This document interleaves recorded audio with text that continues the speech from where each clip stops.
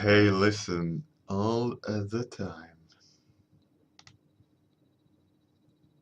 Hey, listen. Hey, listen. All right. Let's fix the dice. It's working. It is working. And hey, dear Bart. Hey, listen. Hey, listen. Hey, Eric. Good morning. Good morning.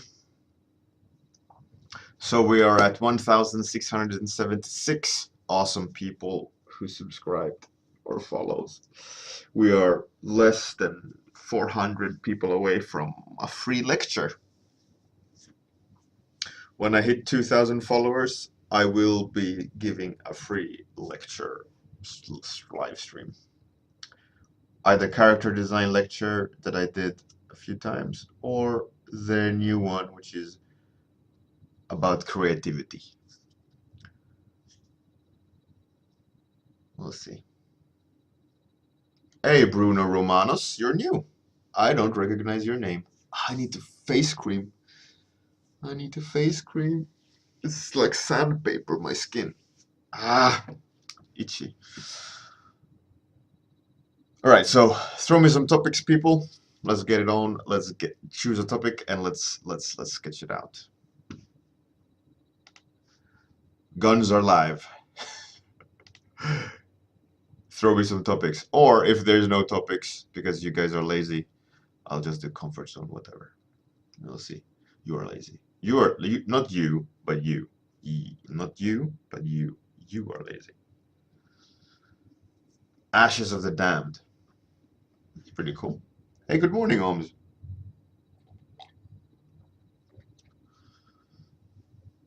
So I'm gonna let it go for one more minute, and then I'll start. So we got Ashes of the Damned and Fire Mutant Lumberjack. That's pretty cool. That is pretty cool. Four Horsemen. Ooh, what's that? That's Plague, War, Death, and Famine. Is those the four horsemen of the apocalypse? Good morning, Atsuki. Georg is in the house. All right. Let's see. Rot consumes. That's a pretty cool. That's a pretty epic topic right there. That is a pretty rotten. A rot consumes. Sure, that's right. I could make my own four horsemen of the apocalypse. All right, so we're gonna roll the dice now. Let's see which one wins.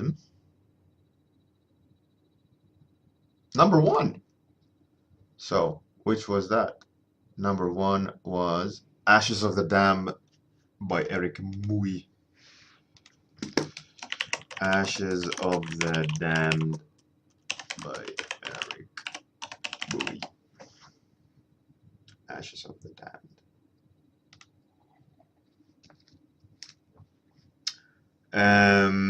Hey, Aegis Falcon. I don't use references in these warm-ups. They're purely for my mind. That's a part of the challenge why I choose to do these warm-ups is that I get a random topic and I have to exercise the demons of my mind, right? So Ashes of the Damned, I kind of see a zombie standing or like a ashed out zombie, like from a nuclear something, right? He's standing in the foreground like that. And then I kind of saw the perspective tinted and then another zombie like standing like that, and then a third one down there, and then like a heavy atmosphere, almost like come on. I know it was a big brush, but don't act like this way, computer. There we go. Almost like they're melding. Melding? Is that the correct word? With the fog, right? So they're kind of very ashy of the damned. And then I'm gonna do, I think, mostly grayscale and then add embers. That's the plan. That's my mind plan. Hey Quentin, good morning. Miller Finn, Jacob Mobley, yeah! Yeah! All right, so that's the game plan. So I'm gonna use grayscale now, and I think I'll set a temperature with a grade color balance, and then do a posterize to get a low saturated kind of pushed palette, right? Because I'm going to force the palette with posterize, and then just add hot embers everywhere, so it looks like they're all screwed up. I need to make sure also that it's low contrast, kind of, because I want the embers to be the hero here. You made it, Jacob. Your winner chicken dinner.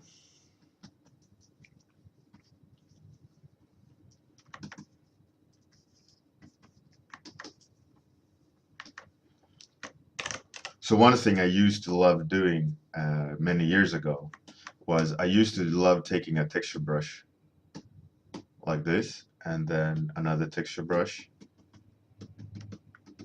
and then an eraser, erase into it, and duplicate so I have it, so I can use it again. But then you kind of just squashed the layer around, mushed it around until you found something cool. Then you placed it and kind of erased what didn't work. And then you could always have that layer again, and you could reuse it, and you could get lots of different cool effects, like in a really quick way. That way you just like Control J to duplicate the layer. Whoa, don't crash Photoshop. Don't crash Photoshop. There we go. I should save. That was pretty cool. So I used to love doing that for texture work, like when you're doing brush marks and you just want some cool little part of the painting that's texturized, and you just kind of do that and get something down really quick and dirty. Hey Zealin, good morning. And Henrik Vest. Hey, how's it going?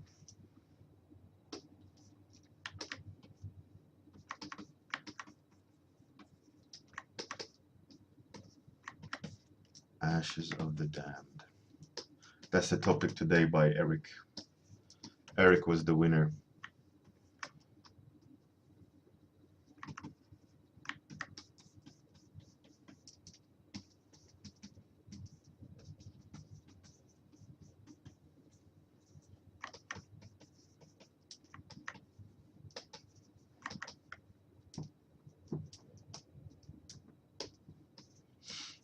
I was leaving my. I went and dropped my kid off at kindergarten this morning, and I took a walk back. And I was always, when you're walking and you're not, on your phone or listening to music, I always start thinking, and it's such an important part, like of not having anything to do, and then your mind starts going into places. I mean, like you just look at all the kids nowadays, for example, they all love you know, their phones. They all sit on their phones. I don't know. It's great with technology and all that, but like your kids got to be bored as well, because that's when they come up with funky stuff.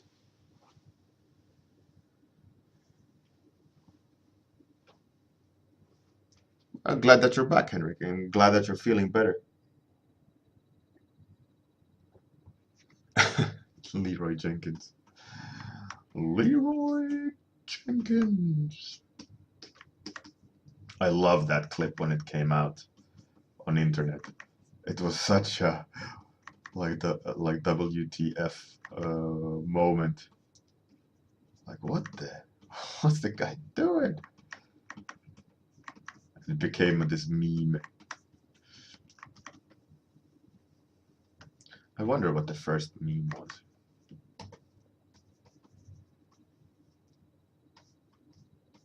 And what is meme actually mean? I don't know that. That's something I should Google.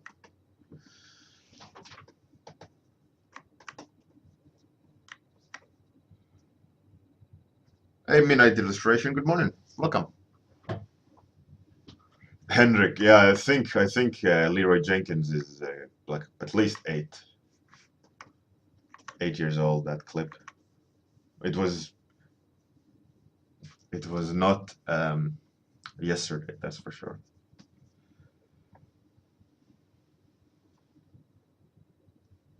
Hey, Nifaz, good morning. Glad that you could make it. In 2005. Whoa, that was like 12 years ago, wasn't it? Yeah, that is crazy.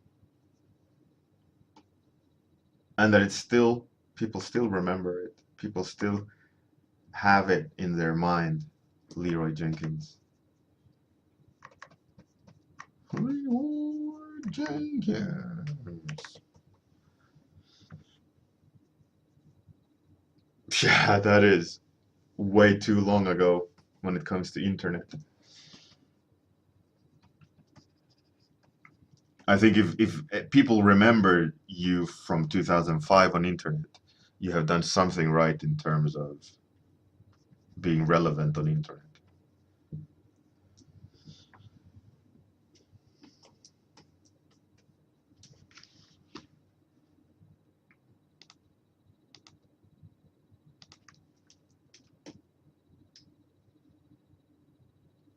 Or is there a thing as in being relevant on internet?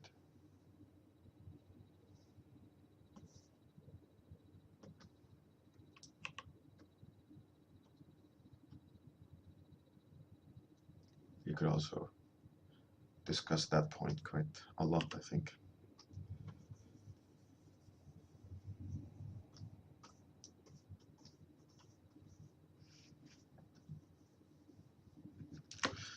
So we are 10 minutes in out of 30.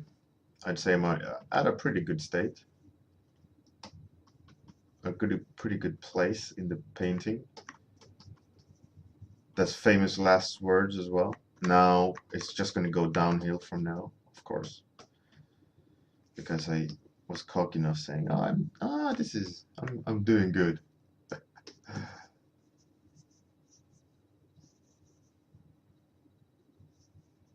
Now everything's going to be ruined.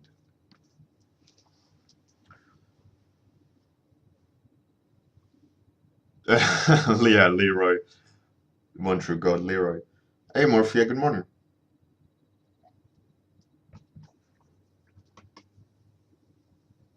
Getting back to the topic of being bored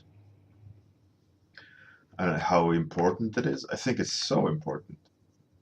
I mean, I even recognize the importance of being bored, um, and how creativity comes out of it. I know from being a child how many times I was bored with my brother, and what we came up with in order to not be bored was a lot more interesting than let's say sitting and playing a video game all day. I mean, the experience or the sensation of playing a video game obviously is a lot of fun because there's a lot of like actual like chemical responses to gaming. It's like you're hijacking your reward system, you know, for accomplishment, and there's it's a lot of like feel good chemicals the body releases as you're playing because it's adrenaline, it's tension, it's reward, it's all these things, right?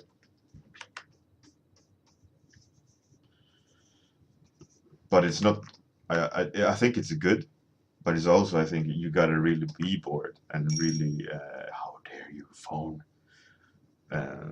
come up with stuff to do. So I think it's a matter of doing both and and the importance of both. You know, this is one of those weird things you gotta take a stand on when you get children. A lot of things that you gotta think about that you didn't need to think about before having kids, and then after you're having kids, it's like you gotta start thinking completely differently.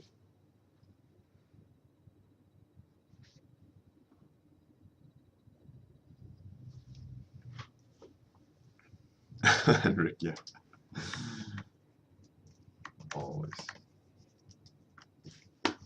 Okay, so I think it's time to actually start putting some color in here. So let's make it thick, like a off color. I think that's pretty cool. But maybe that's pretty nice as well. Kind of like that. No, I like that. Okay, like that.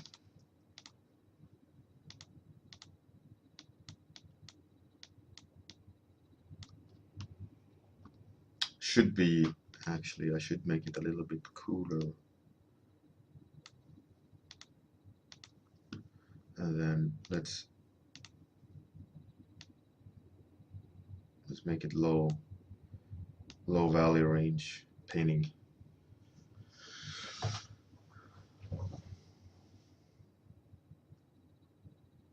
Henrik, yeah, I think so.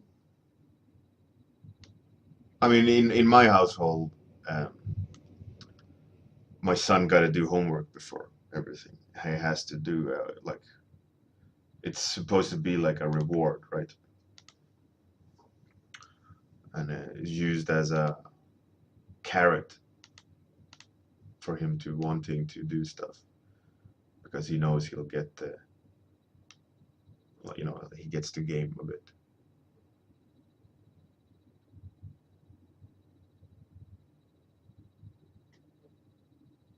That's how we got him to read books. Like he got to play half the time he read. So if he read for an hour, he got to game for 30 minutes. Worked pretty good, actually. Hey, good morning, Tinder. Right, so I think I gotta desaturate that brightest green. I don't think it. I think it took it to a place where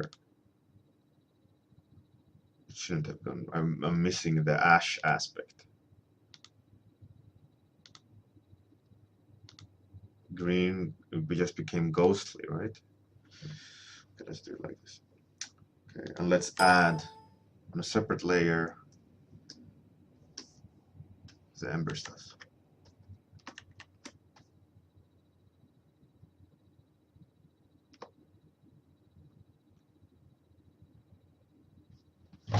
Zeolin, yeah, exactly. It's a bit different. I mean, when I was, when I was 12, whatever, I got my first computer in the home, you know, so it was different. Obviously, it wasn't like it is today, you know, like having a cell phone and all these things. Hey, Three Stub, thank you very much for the follow. You and me, Rocky Run. Rocky Run all day. Yeah, anyway, so it's completely different nowadays. It's you can't even compare it. And I think not allowing your kid to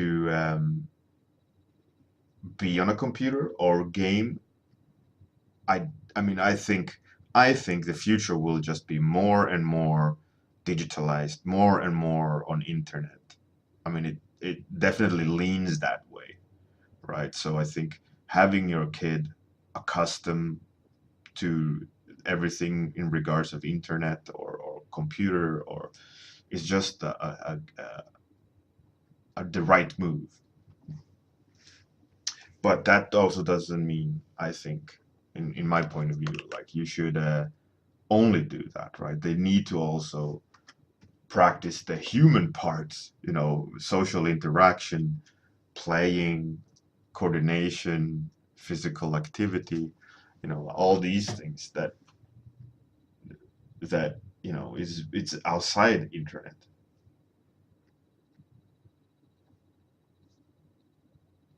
And that's a tricky thing as well to try to think about how to manage, right? Like how do you manage, like how do you balance all these things? And that's one of the things you got to think about that when you're as a parent. It's not that easy. Hey, Captain Jetlag, you made it.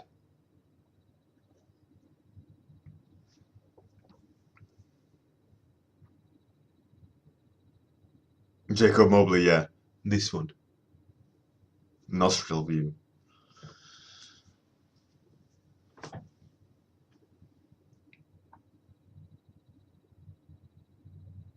Zealin. They don't know how to run backwards. Yeah, that's hilarious.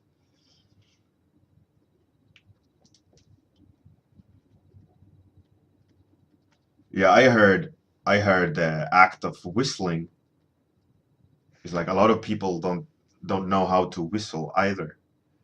And for me, that is like, what do you mean? You don't know how to whistle. For me, that's like this has gotta be one of the like fundamental skills as a human, whistling.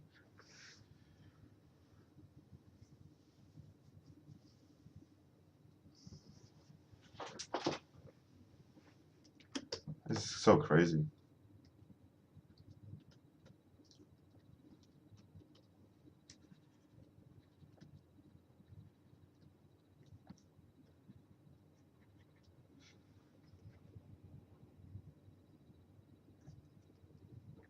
Snap your fingers. Yeah, those are the things like skill sets you learn as you're bored. When you don't have anything to do, you just sit and whistle, and then you learn. So taught my kid to whistle. I just said, do this with your mouth and blow whatever. Spend a day doing it, and you'll learn how to do it. And he was like, yeah, like, yeah, of course. Just go and do it. Be a kid.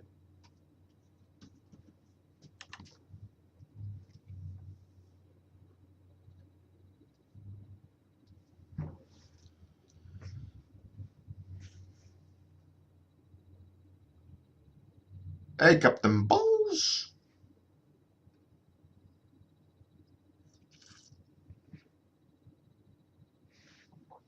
Thanks, Henrik. I'm thinking I'm overdoing the embers a bit everywhere. So I gotta group them a little bit better, or have a stronger like shape language in there. Ashes of the damned. So we've 10 minutes left. 2/3 have passed. Very different kind of painting today. So let's see where that goes. Now I want to make it glow.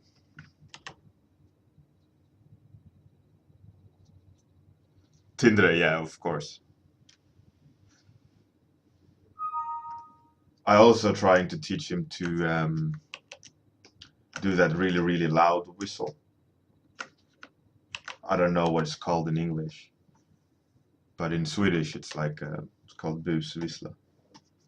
It's like really, really loud.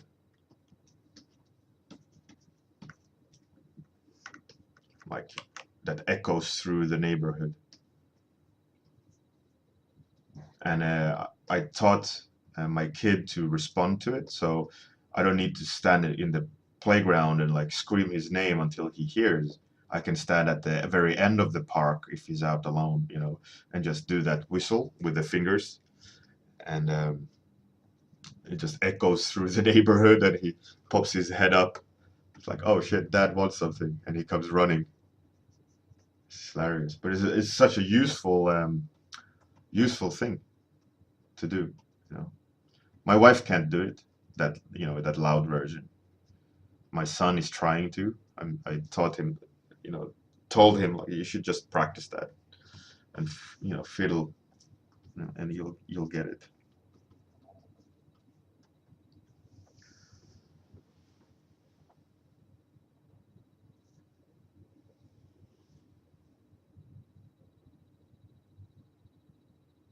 I know how to do that loud whistle without fingers.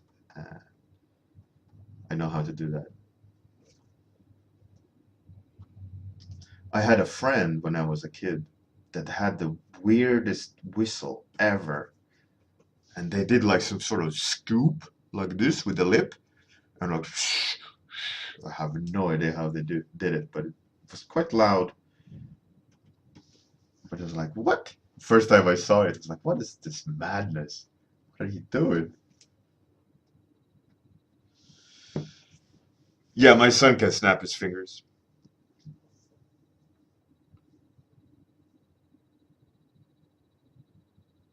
Yeah, exactly. The sound is when the finger hits the palm. Plop.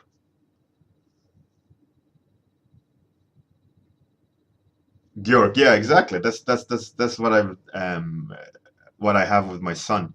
I do this very specific whistle, like melody, and my son knows it's me, and he comes running. It's quite fun.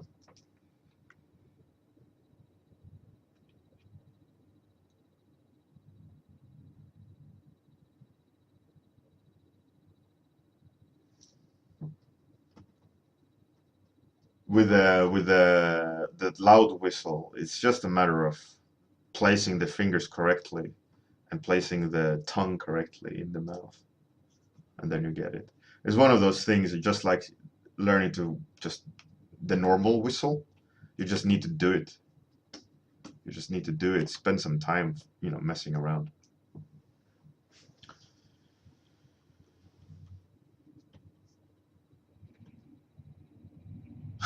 Flop, flop. You need the tension in the fingers, I think. Flop. Hilarious. Oh, by the way, that it can also be how moist your fingers are. That internet picture with that old granny and says moist is so disturbing. The word itself is so disturbing. Moist. Yeah, it could be like if you have sweaty hands, um, or very dry hands. My problem a lot of times is that my hands are never sweaty. They're very, very dry, and then it becomes quite hard to get that snap sound. So maybe you need to like breathe on your fingers so they become a little bit stickier.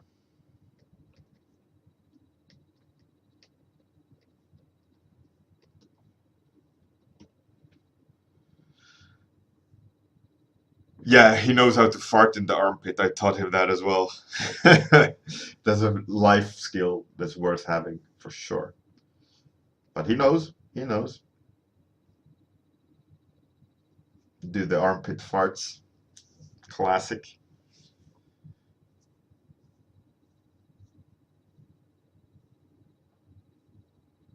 Oh, really, Captain Jetlag? That's interesting. A loud crazy loud clap.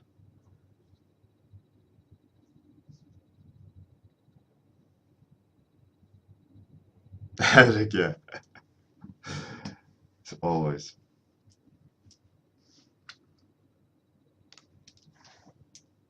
Yeah, I taught him very important skill set. Armpit farts, whistling. No, I think in general though, it's those are good things to know, important things to know.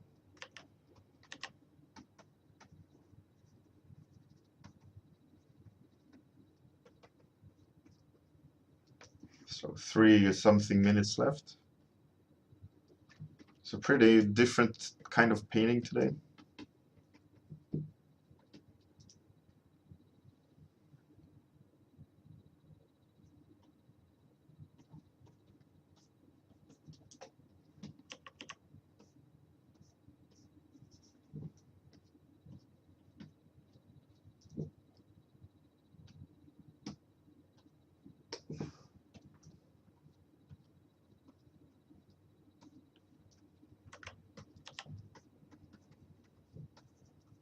And a very strange topic of discussion.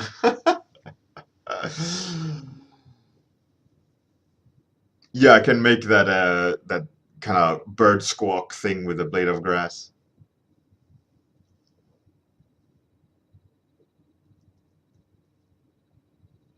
Or do you mean the clay pigeon, that hoo hoo sound? I never figured that one. I kind of got it, but I never was good at it. How did you like my description? Hoo hoo sound. I'm such an idiot. I am such an idiot. How about that hoo hoo sound? Fucking idiot.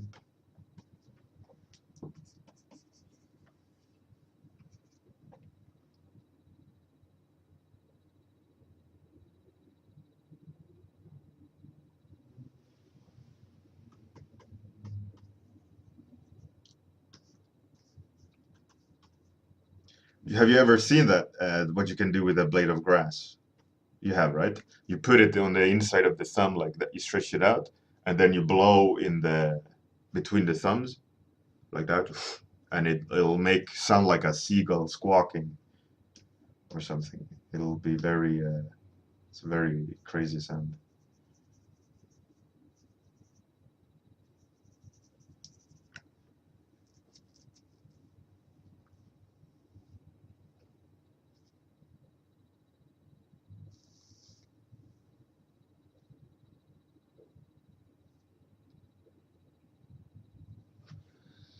The hoo hoo sound is like a owl or a cuckoo, right?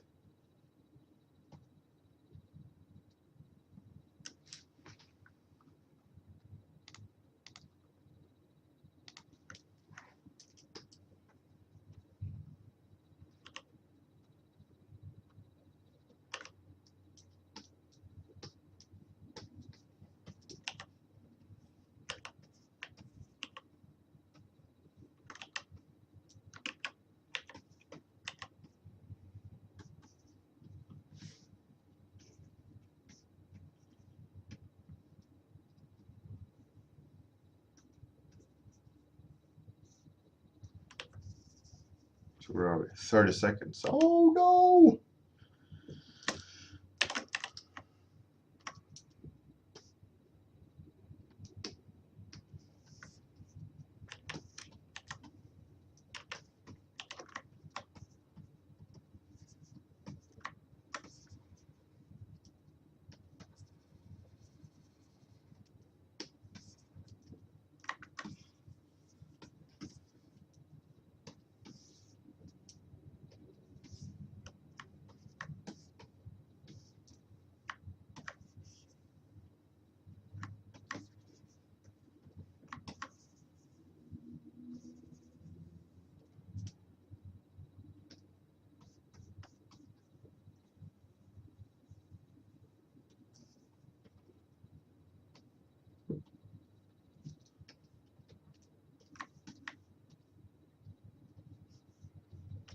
Okay, that's it.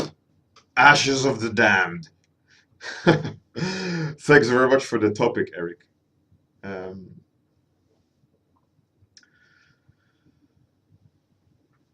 This was an interesting process today, a bit differently. All right. Thanks very much. Glad that you guys liked it. A really fun nostalgia topic, or kind of childhood topic, I guess. Have a fantastic evening. Have a fantastic day, depending on where you are in the world. See you tomorrow at the same time for some more madness, hopefully. Have a good one, everyone. And psst, here comes the topic.